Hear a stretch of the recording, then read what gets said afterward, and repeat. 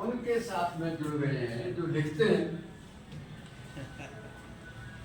जो पुस्तक प्रकाशित करते हैं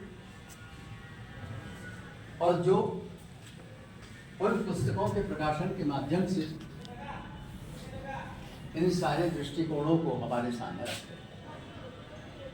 हिम्मत जी एक विशिष्ट पत्रकार हैं, उन्होंने मेरी किताब भी छाप दी। मैं व्यंग्य लिखा करता था और वो व्यंग्य की किताब काक दृष्टि के नाम से हिम्मत जी ने छापी और स्वयं की किताब तो आ ही गई, लेकिन इसके अलावा जो और विषय हैं उन विषयों की बात, इसलिए मैंने आज से हिम्मत जी को हिंदुस्तान के किताब साम्राज्य का एक हिस्सा बनाया। मैंने आपसे पहले ही कहा कि इस देश की हालत विचित्र हो गई है। अखबार समीक्षा छापते नहीं, नई किताबों के विज्ञापन आते नहीं, नई किताबों के बारे में लोगों को मालूम नहीं पड़ता, और सच बात यह है ना छप रही है ना ये सारे दृष्टिकोण की बातचीत। हिम्मत जी की इस किताब से मुझे अपनी 20 रोज पहले प्रकाशित किताब याद आ जाती है। 20 रोज पहले मेरी पुस्तक प्रकाशित हुई है सामाजिक तथ्य, और उस सामाजिक तथ्य में मैंने 2 हिस्से किए हैं। मैं केवल सूचना दे रहा हूँ। एक हिस्सा जो कि हिंदुस्तान के हालात के ऊपर बात करता है, दूसरा हिस्सा जो गुजर गए हैं, लोहिया हुए, गांधी हुए, जयप्रकाश नारायण हुए, उन सब का हिंदुस्तान के बारे में क्या सत्य है, और इसीलिए वो लेख कभी कभी मुझे अच्छा लगता है। क्या हमने हिंदुस्तान को समझा? एक पूरा लेख, क्या हमने हिंदुस्तान को समझा? और अगर समझा है तो क्या समझा है, किस तरीके से समझा है? प्रायः इस प्रश्न का उत्तर यही आता है कि हम लोग अपने देश को समझ नहीं पाए, हम लोग अपने देश के बारे में समझ नहीं पाए। लेकिन हिम्मत जी ने तो जो भी समझा उसको अपनी किताब में डाला है। लोकतंत्र कैसा, क्या बात है? क्या लोकतंत्र के बाद में जो सामाजिक निर्णय हैं वो क्या हैं, और सामाजिक विषय के संदर्भ में सामाजिक आधारों को किस प्रकार से देखा है।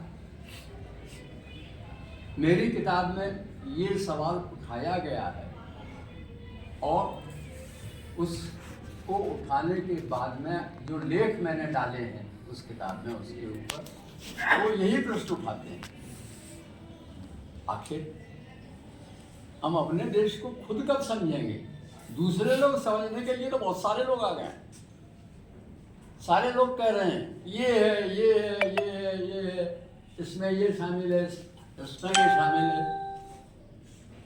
लेकिन मेहरबानी करके ये बताइए कि आपने खुद ने जो ये देश है उसको कितना समझा है, और जिन्होंने वो लेख लिखा है, जिसने लेख लिखा है, वो अंत में यही कहते हैं, बड़ी आवश्यकता आ पड़ी है कि जरा इस देश को समझा जाए। जो भी चीज़ें हैं उन चीज़ों को समझने की कोशिश की जाए। ये बात जो इस किताब में शामिल की गई है। मैंने ये प्रसंग केवल इसलिए लिखा कि मेरी जो राइटिंग है या मैंने जो लिखा है वो हिम्मत जी के बहुत सारे प्रश्नों के साथ भी जुड़ गया। हिम्मत जी ने, एक बात बड़ी साफ है, सच का सामना कौन करेगा? इस देश में सच का सामना कौन करेगा? क्या पॉलिटिकल पार्टीज करेंगी? वो तो कर रही हैं, आप देख रहे हैं तमाशा कि किस तरीके से वो सच का सामना कर रही हैं। क्या आंदोलन करेंगे? आप खुद देख रहे हैं कि आंदोलन की बातचीत। और सच क्या है इसको भी कौन बताएगा? निश्चित रूप से ये सामना वो पत्रकार करेंगे जो पत्रकार सच को समझने की कोशिश करते हैं और उसके आधार के ऊपर सामना की बातचीत करते हैं। मैंने आपसे पहले ही कहा कि बेसिकली धीरे धीरे किताबें बंद हो रही हैं, किताबें कम हो रही हैं, किताब लोग वाग पढ़ना बंद कर रहे हैं, किताब समझना बंद कर रहे हैं। तो फिर सच का सामना कैसे होगा? फिर सच के सामने को हम कैसे लेंगे? पहल हिम्मत जी ने कर दी। वो उस सच को समाज उसका सामना करना चाहते हैं, उसको देखना। सामने का ये अर्थ नहीं है कि आप लाठी लेकर चलें, ये मैं नहीं कह रहा। सामना का अर्थ है कि आप उन वास्तविक अर्थों को समझने की कोशिश करें जो कि इस देश के समाज के साथ में जुड़ी हुई। जब तक आप ये नहीं समझेंगे तब तक आप मूल रूप से उन चीज़ों को नहीं समझ पाएंगे जो चीज़ें हमको समझनी चाहिए। और मैंने आपको बताया कि सामाजिक तथ्य जो अभी 20 रोज पहले ही आई है, उसमें ये सवाल उठाया। इस सवाल को देख कभी मुझसे पूछा, कभी मुझसे पूछा कि इसमें आपने समाजवादी चिंतन को क्यों डाल दिया?